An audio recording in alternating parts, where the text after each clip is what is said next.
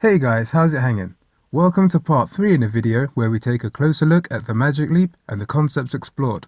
And I just want to start this one off by saying thanks for all of the likes and the subscriptions. I really appreciate it, but I'm kind of more glad so many people have been enjoying learning this kind of stuff. Anyway, we've got one of the biggest topics to look at in this video, so let's get straight to it.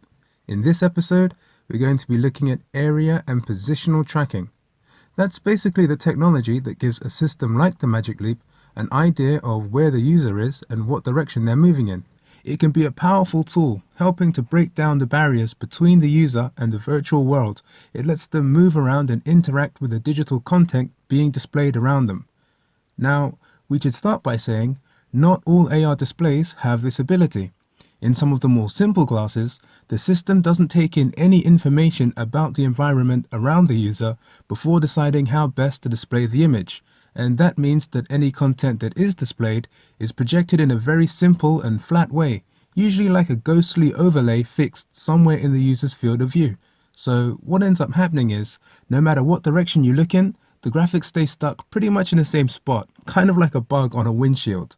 Now, in this more sophisticated example from the Microsoft HoloLens, we can see another virtual screen, like the tennis one, but this time the system is doing something to make it feel a lot more anchored in the real world, and a lot of that is coming from the positional tracking.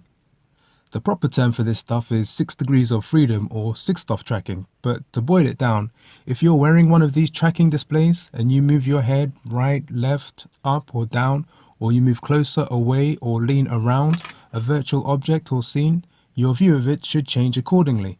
And once the system can react to your own body cues, your brain starts to be a lot more accepting of what's in front of it. After all, seeing is believing, right? This is probably the best definition of mixed reality, the ability of a display to not just show flat images, but to position virtual objects into the real world around the user. So how many of these area and positional tracking abilities will the Magic Leap have? Well, until the company decides to reveal more about the product themselves, it's difficult for us to come to any guaranteed conclusions, but what I think we can do is use some of the small glimpses that they've shared with us so far, kind of like a code book, to break down and decipher some of what's going on. Take a look at this video that the company put out back in June. Now at first glance, we don't see too much out of the ordinary for an AR display. A regular room, a living room, and here 2 digital models, 2 droids, displayed to look like they're in the room too. But we actually have to rewind this because the hints that we're looking for start right from the beginning when the 2 droids walk in through the door. See, the display didn't project them appearing out of the wall, they walk in through the doorway, and instead of floating around in the air somewhere, the 2 character models are anchored on the same physical plane as the viewer. It looks like R2 is rolling across this carpet, right? So the first thing that this tells us is that the Magic Leap is able to detect and understand physical boundaries. Basically, their system somehow knows where the floor, walls and doorways in this room are. Let's pause it again here. Now it looks like part of the character is being blocked by a table in the way. This is a second demonstration of their area tracking abilities. What's happening here is the system is choosing to render only this part of the digital model, so that the viewer gets the impression the rest is being blocked by this table in the way. But for that to happen, the system needed to know about the table to begin with, right? So the second thing that this tells us is that the Magic Leap system is also able to detect and interpret things like locations, shapes, light blocking qualities, and maybe even functions of some of the real world objects around it. And because the parts of the droids that we can see is constantly changing as the viewer moves around, it must be detecting and rendering for all this in real time. It's pretty impressive. Okay, the last thing this video has to tell us is here, this little lean in here. The viewer leans forward to get a closer view of the virtual scene, then it works. This is one of the easiest to spot signs of that 6-DoF tracking, so we can go ahead and add that to the list of the Magic Leap's abilities too. Alright, so now that we've seen some of what Magic Leap is able to do with their area and positional tracking, all we have to do is figure out how they're doing it. And just like usual, we'll start off with the basic stuff and go from there. So believe it or not, one of the key components you need for positional tracking is something we're all pretty familiar with because we basically use them every day already. Inside of the smartphone you own right now are a few tiny sensors called accelerometers, IMUs, gyroscopes, magnetic field detectors, blah blah blah. Basically a bunch of really small computer chips that are built into your phone and are constantly pulling in data like this. They measure forces acting on your device to detect changes in position and orientation so that you can use it for things like playing games, GPS navigation, or flipping the display into widescreen to watch cool YouTube videos like this one. Anyway, a lot of good positionally tracking displays use these IMUs too, so the Magic Leap may have to find some room for them as well. So these same components bring us up to the first problem here. The data that they bring in by themselves isn't accurate enough to give an object a dead-on measurement of where it's at. It's kind of like feeling its way around in the dark instead of being able to look and see exactly where it is. And for a positionally tracking display, accuracy is one of the most important factors. See, it's no good if you look down at a virtual coffee cup on your table, look away quickly, and then look back to see that that same cup is now floating somewhere above wherever because the system lost track of where it was supposed to be. Things like that kill immersion, the believability of the experience. It's really bad news for a virtual display. So that means the Magic Leap is going to have to use something more accurate to help out on top. To understand their solution and explain the rest of their tracking abilities, we need to get into computer vision. Now when it comes to accuracy, two of the best positionally tracked displays you'll find on the market today are the Oculus Rift and the HTC Vive. Now, neither of them ended up going with computer vision, but in this photo, you can see the designer of the HTC Vive tracking method, Alan Yates, and what he was experimenting with when they were still in development. Lining the surfaces of their testing room are a bunch of abstract black and white images that look like bar or QR codes. These are known as fiducial markers. The idea is, if you want a tracked object to be able to figure out exactly where it is, then you can attach it to some regular RGB cameras, set out some of these markers around it, and then depending on which patterns the camera can see at what distance and orientation, the computer can figure out where it is within that tracked space. It's easy for the computer to follow and can be very accurate, but apart from the obvious issue, which is that no one wants this kind of wallpaper in their living room, the main problem with this method is that it requires a pre-installed infrastructure. See, you don't just have to have the markers visible here, you have to have them set up anywhere that you want to be able to use that device. It would be just like the old days of cell phones where you'd be praying there'd be some service in the area that you were going to so you could keep making a few calls. And being dependent like this can really undermine the practicality of a platform. So in computer vision, what most systems have come to rely on instead is setting out their own markers. Using our old friend infrared light, a system can project its own set of patterns, kind of like invisible fiducial markers, to lay down a grid around it anywhere that it goes. This is the Xbox Kinect from Microsoft, and it was one of the first commercial devices to bring computer vision to the living room. And filmed here with an infrared sensitive camera, we can see that this is exactly how they worked. It uses an infrared laser to project a pattern over the surrounding area and a built-in infrared camera to capture it. Now, by analyzing things like how far apart the dots are or how long it takes for light to hit the object and bounce back to the camera, the system can get an idea of how far away those objects are, or for you nerds, depth mapping. And depending on how the distortion changes over time, the device can start to detect movement for motion tracking. And lastly, by analyzing the way the pattern is distorted, the computer can identify shapes and start guessing object identification. So this part is pretty simple. The job of the hardware is the easy bit. If this was a car, then you could just think of the cameras and the lasers like the wheels or the tires. The software that's running under the hood is the real engine. That's where the power comes from, and it takes good software designers to do the things that we're seeing from Magic Leap. One of the key people who was heavily involved in the Microsoft Kinect is computer scientist Johnny Lee. He's gone on to work with a new computer vision system for Google called Project Tango, and if we look at the back of a Tango dev kit, we can see that it contains lasers and a bunch of cameras, which tells us that the hardware works pretty much the same as the Kinect. But the software that the Tango team is building is definitely more focused on augmented reality, and the code that they've built looks perfect for the Magic Leap. It's worth taking a look at, so here's Johnny Lee showing off some of the success they've had with computer vision and building systems to look around themselves in meaningful ways. So just a reminder, Project Tango is our focused goal to give our mobile devices and our tools this level of perception of space and movement. And in fact, most of the Project Tango team is composed of the software. When you combine all this data, you have to put it together into a stack to interpret the signals into motion and sensing. So let me give you some live demos of some of those components working in action. And so you can see it uses a depth sensor to actually provide a point cloud of the environment, and kind of illustrates the fact that we're indeed capturing a 3D model of this scene, and we have some visitors. You see the edge of the stage there.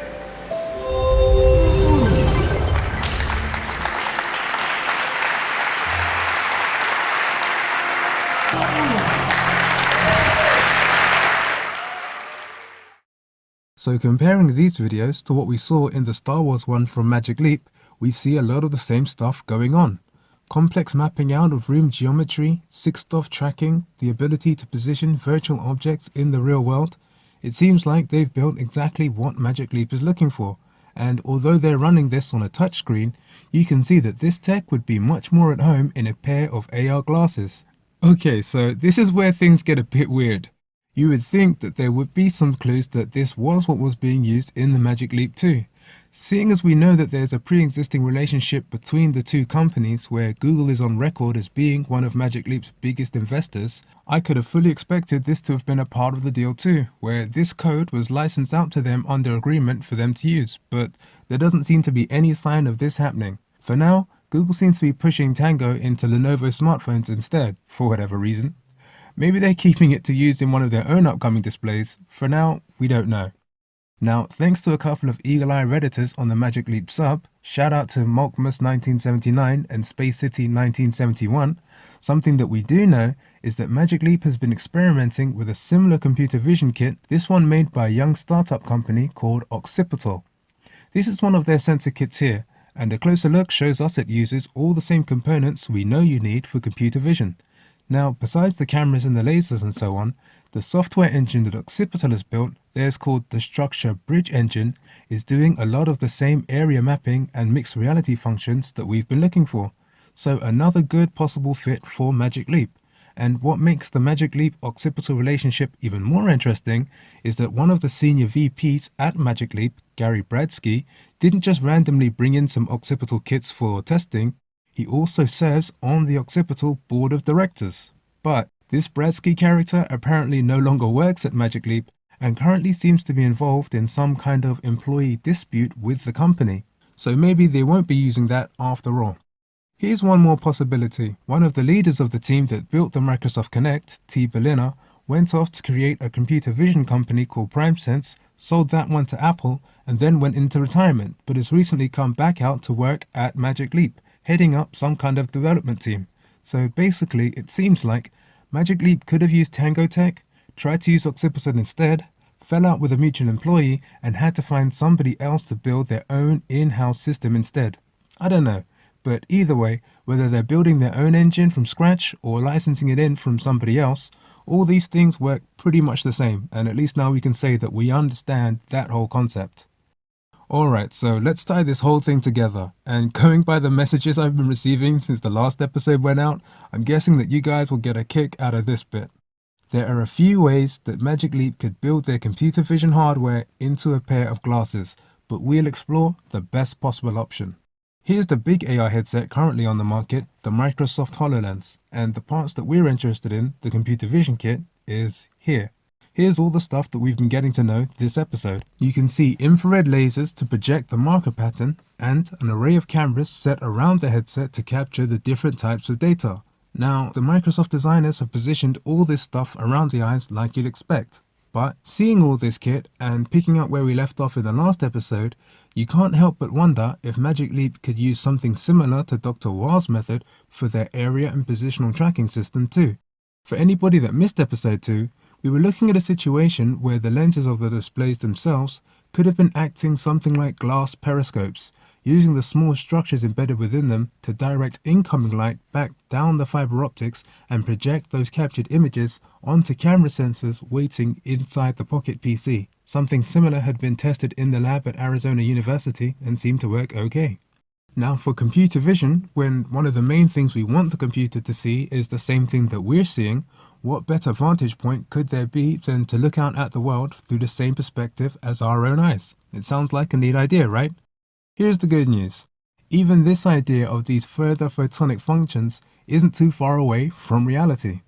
If we go back to the paper from Siebel and the University Washington team that we used in the last episode, remember how we said that they were projecting infrared light down the fiber optics and into the helmet display, but not for eye tracking? Well, it turns out what they were using it for was positional tracking.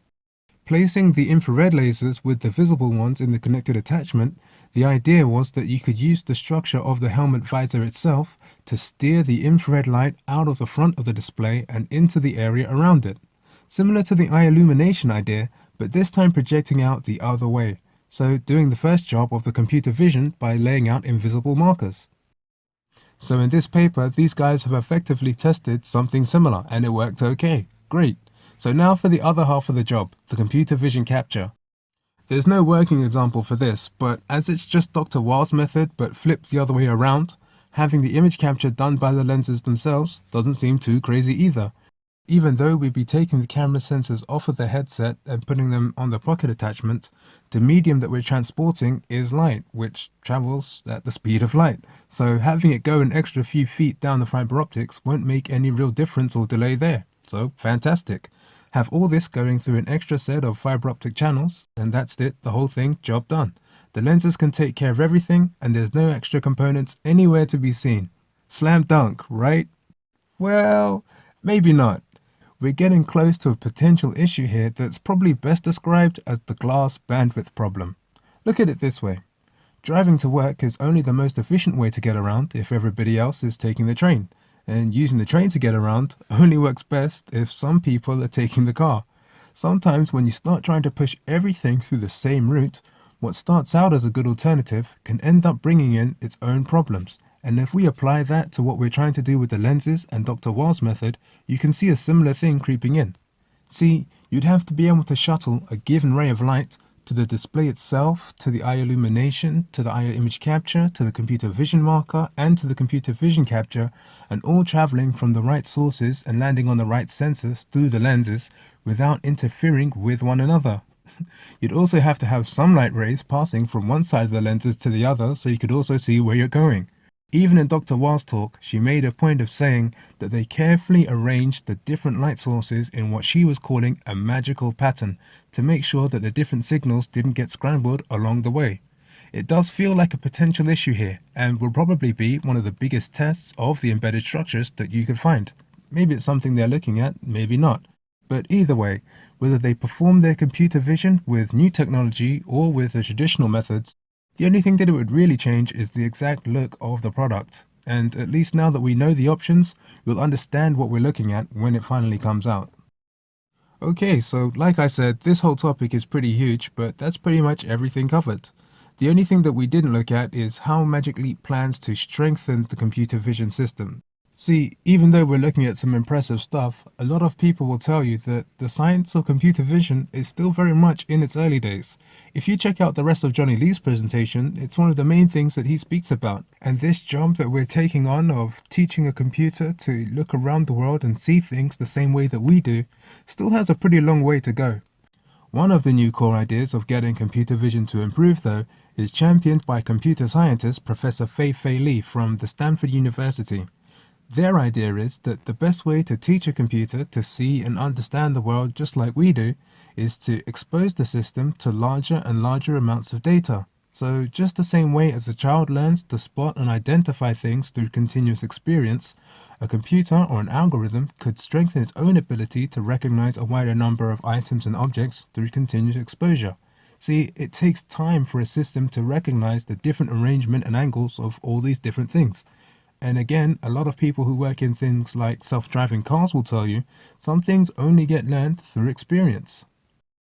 Now, if an emerging generation of wearable AR displays, including the Magic Leap, decides to use computer vision for their area and positional tracking systems, we'll see a unique situation where the performance of their tech will improve the more that it's used. especially if this happens, especially if they use pooled storage, where the data captured by one device is used to support the rest of the platform. Picture this. You get a brand new Magic Leap and you want to use it somewhere like your living room for the first time. You can imagine an initial setup process where you have to start by taking a good look around so that the system can scan and create a 3D map of that space. But the next time you want to use that same display in the same place, combined with your GPS location and a glimpse of some of the features in the room, it should recall where it is and start performing just the same way as it did after you did the first setup, right? So here's the more interesting thing.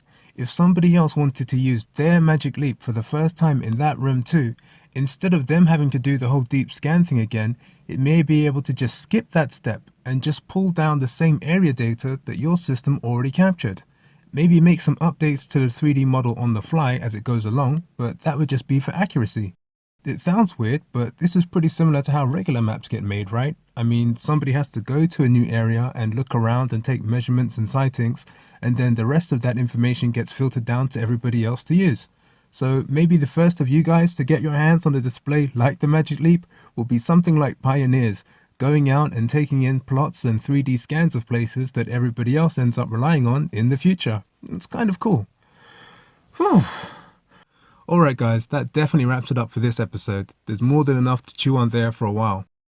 I'm guessing it'd be easier to make these things if I had a mic and stuff rather than using my phone, so I have a straight up Patreon page going.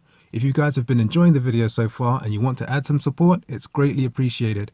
I'm hoping to get a number of vids out on the way. Speaking of which, you definitely want to catch the next episode where we get into some of the things that the Magic Leap may not be able to do so well.